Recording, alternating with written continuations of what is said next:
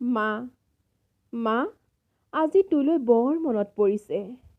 আজি মোৰ কেনভাছত তোৰ এখন ছবি আঁকিম বুলি এয়া হাতত ৰং আৰু তুলিকা লৈ থমকি ৰৈ আছোঁ।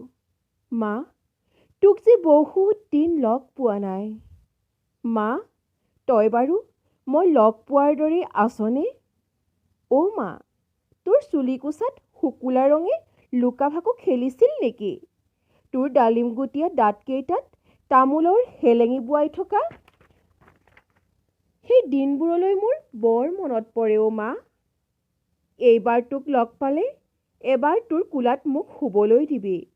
আকৌ কবিচোন মা, মোৰ কপালত দুহাত বোলাই সোনকালৈ ঘৰলৈ উভতি আহিবি বুলি। জাননে মা, তই যোৱাৰ পৰত মই যে গমকি নাপালোঁ। তই বাৰু মোক অভিমান কৰি গুচি গলি নেকি অ' মা?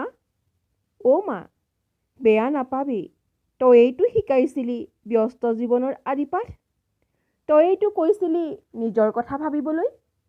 তইয়েইতো আগবঢ়াই দিছিলি মাতৃৰ মমতাৰ বান্ধোন ছিঙি সৰু থাকোঁতেই অকলশৰীয়া জীৱন কটাবলৈ। তেতিয়া জাননে মা, মোৰো অভিমান আছিল তোলৈ, দেউতালৈ। ভাবিছিলোঁ জীৱনত আগবাঢ়ি যাম বহুত ওপৰলৈ, বহুত ওপৰলৈ।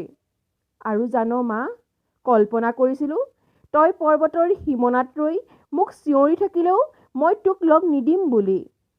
অ' মা, আজি বাৰু মোৰ কল্পনাই বাস্তৱ হ'ল নেকি? অ' মা, তই মোক অভিমান কৰি গুচি গলি। এইবাৰ সময় নহ'ল। অহাবাৰ যদি আকৌ তোৰ সন্তান হৈ জন্ম লওঁ, তেতিয়া তই মোক তোৰ বুকুৰ পৰা আঁতৰ নকৰিবি দেই। নহ'লে